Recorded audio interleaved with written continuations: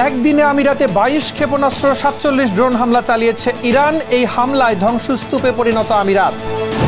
ইরানের দফায় দফায় হামলায় টিকতে না পেরে প্রাণ বাঁচাতে সাগরে ঝাঁপ দিলেন মার্কিন যুদ্ধবিমানের এক পাইলট। ইরানের নতুন কৌশলে একদিনে ভূপাতিত 2 মার্কিন যুদ্ধবিমান।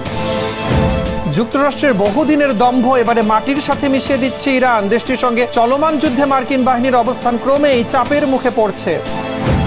ইরানে প্রবেশ করল মার্কিন স্পেশাল ফোর্স। যুক্তরাষ্ট্র, ইসরায়েল ও ইরানের চলমান সংঘাত পৌঁছেছে নতুন বিপজ্জনক মোড়ে। স্বাগত কালবেলা আন্তর্জাতিক সংবাদে, সাথে আছে মুজাহিদুল ইসলাম। শিরোনাম শুনছিলেন, এবারে বিস্তারিত। মধ্যপ্রাচ্যের আকাশসীমা এবারে ইরানের ভয়াবহ তাণ্ডব। একদিনেই সংযুক্ত আরব আমিরাত লক্ষ্য করে একযোগে 22টি ক্ষেপণাস্ত্র ও 47টি ড্রোন ছুড়েছে তেহরান। আমিরাতের প্রতিরক্ষা মন্ত্রণালয় জানিয়েছে, আকাশ প্রতিরক্ষা ব্যবস্থা দিয়ে হামলাগুলো প্রতিহত করা হলেও পুরোপুরি এড়ানো যায়নি ক্ষয়ক্ষতি। আবুধাবির আজবান এলাকায় ক্ষেপণাস্ত্রের ধ্বংসাবশেষ পড়ে গুরুতর আহত হয়েছেন বেশ কয়েকজন বিদেশি নাগরিক, যাদের মধ্যে ভারত ও নেপালের নাগরিকও রয়েছেন।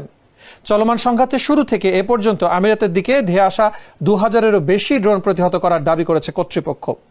ইরানের এই অপ্রতিরোধ্য আক্রমণ নিয়ে বিস্তারিত দেখুন রিপোর্টে।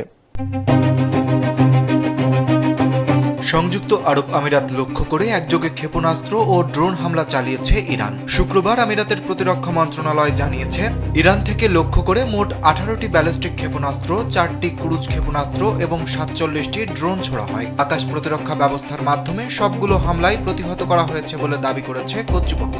তবে হামলা প্রতিহত করার পরও পুরোপুরি ক্ষয়ক্ষতি এড়ানো যায়নি। ক্ষেপণাস্ত্রের ধ্বংসাবশেষ আবুধাবির আজবান এলাকায় পড়ে অন্তত 12 জন আহত হয়েছেন। আহতদের মধ্যে 7 জন নেপালের নাগরিক এবং 5 জন ভারতের নাগরিক রয়েছেন। তাদের মধ্যে একজনের অবস্থা গুরুতর বলে জানিয়েছে সংশ্লিষ্ট কর্তৃপক্ষ। সরকারি মিডিয়া কার্যালয় জানায়, আহতদের দ্রুত উদ্ধার করে হাসপাতালে নেওয়া হয়েছে এবং তাদের চিকিৎসা দেওয়া হচ্ছে। বর্তমানে পরিস্থিতি নিয়ন্ত্রণে রয়েছে বলেও জানানো হয়। এদিকে প্রতিরক্ষা মন্ত্রণালয়ের তথ্য অনুযায়ী মধ্যপ্রাচ্যে চলমান সংঘাত শুরুর পর থেকে এখন পর্যন্ত ইরান থেকে আমিরাত লক্ষ্য করে ছোড়া মোট 475টি ব্যালিস্টিক ক্ষেপণাস্ত্র, 23টি ক্রুজ ক্ষেপণাস্ত্র এবং 2085টি ড্রোন প্রতিহত করা হয়েছে। ঘটনাটি ঘিরে ওই অঞ্চলে নতুন করে উত্তেজনা তৈরি হয়েছে। আকাশপথে ইরানের দফায় দফায় হামলা, আর তাতেই প্রাণ বাঁচাতে মাঝ আকাশ থেকে সাগরে ঝাঁপ দিলেন মার্কিন যুদ্ধবিমানের এক পাইলট। বিধ্বস্ত F-15 যুদ্ধবিমানের ক্রুদের উদ্ধার করতে গিয়ে ইরানের সামরিক বাহিনীর সরাসরি আক্রমণের শিকার হয় যুক্তরাষ্ট্রের A-10 মডেলের আরও একটি বিমান। সিবিএস নিউজের প্রতিবেদনে দাবি করা হয়েছে, সাগরে ঝাঁপ দেওয়া সেই পাইলটকে উদ্ধার করা সম্ভব হলেও অন্যজনের খোঁজে এখনও চলছে তল্লাশি। তবে যুদ্ধবিমান ভূপাতিত হওয়ার এই ঘটনাকে যুদ্ধের স্বাভাবিক অংশ দাবি করে ডোনাল্ড ট্রাম্প জানিয়েছেন, তেহরানের সাথে কোনো আলোচনায় এর প্রভাব পড়বে না। মার্কিন প্রযুক্তির দম্ভ চূর্ণ করে ইরানের এই দুঃসাহসিক অভিযান নিয়ে থাকছে বিস্তারিত। ইরানের দফায় দফায় হামলায় টিকতে না পেরে প্রাণ বাঁচাতে সাগরে ঝাঁপ দিলেন মার্কিন যুদ্ধবিমানের এক পাইলট। F-15 যুদ্ধবিমানের 2 ক্রুকে উদ্ধার করতে গিয়ে ইরানের সামরিক বাহিনীর হামলার শিকার হয় A-10 মডেলের একটি বিমান। পরে প্রাণ বাঁচাতে বিমানটির পাইলট সাগরে ঝাঁপ দেন। সিবিএস এর এক প্রতিবেদনে 2 মার্কিন কর্মকর্তার বরাতে বলা হয়, বিধ্বস্ত F-15 যুদ্ধবিমানের 2 পাইলটের একজনকে উদ্ধার করতে গিয়ে আরও 2টি মার্কিন বিমান ইরানের হামলার মুখে পড়ে। এ সময় A-10 ওয়ারথক যুদ্ধবিমানটি আক্রান্ত হলে পাইলট সাগরে ঝাঁপ দেন। পরে তাকে উদ্ধার করা হয়। এছাড়া অভিযানে থাকা 2টি হেলিকপ্টারের একটিতে ছোট অস্ত্র থেকে গুলি চালানো হয়েছে। এতে হেলিকপ্টারটির কয়েকজন ক্রু আহত হন, তবে সেটি নিরাপদে অবতরণ করতে সক্ষম হয়েছে।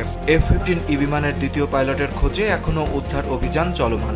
এদিকে যুদ্ধবিমান ভূপাতিত হওয়ার ঘটনায় ইরানের সঙ্গে প্রস্তাবিত আলোচনায় কোনো প্রভাব ফেলবে না বলে জানিয়েছেন মার্কিন প্রেসিডেন্ট ডোনাল্ড ট্রাম্প। এনবিসি নিউজকে দেওয়া এক সাক্ষাৎকারে তিনি বলেন, এটা যুদ্ধ, তাই আলোচনায় কোনো প্রভাব পড়বে না।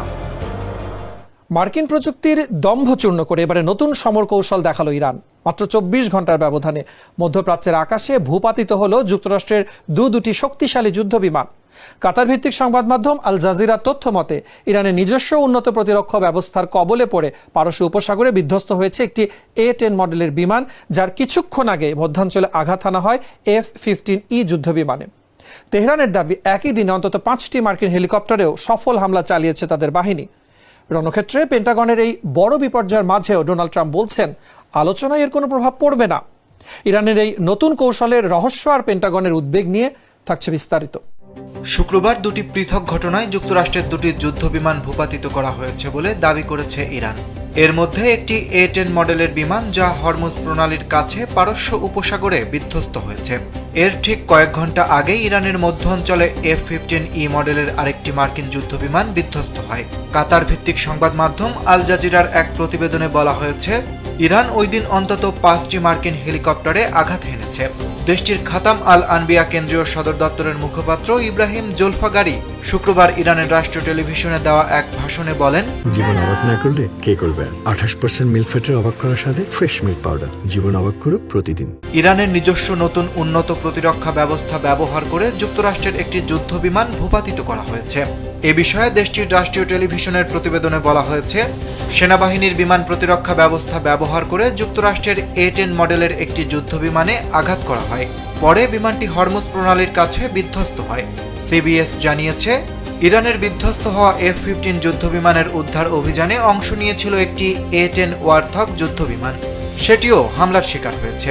এদিকে যুদ্ধবিমান ভূপাতিত হওয়ার ঘটনা ইরানের সঙ্গে প্রস্তাবিত আলোচনায় কোনো প্রভাব ফেলবে না বলে জানিয়েছেন মার্কিন প্রেসিডেন্ট ডোনাল্ড ট্রাম্প। মধ্যপ্রাচ্যের আকাশসীমায় যুক্তরাষ্ট্রের অপ্রতিদ্বন্দ্বী শাসনের অবসান ঘটিয়ে এবারে ট্রাম্প প্রশাসনের দম্ভ চূর্ণ করে দিল ইরান। পেন্টাগনের দাবিকে বুড়ো আঙুল দেখিয়ে মাত্র 24 ঘন্টার ব্যবধানে দুটি মার্কিন যুদ্ধবিমান ভূপাতিত করেছে তেহরান। পেন্টাগনের সবশেষ তথ্য অনুযায়ী এই রক্তক্ষয়ী যুদ্ধে এ পর্যন্ত 13 জন মার্কিন সেনা নিহত এবং 365 জন আহত হয়েছেন, যা ওয়াশিংটনের সামরিক সক্ষমতাকে বড়সড় প্রশ্নের মুখে দাঁড় করিয়েছে।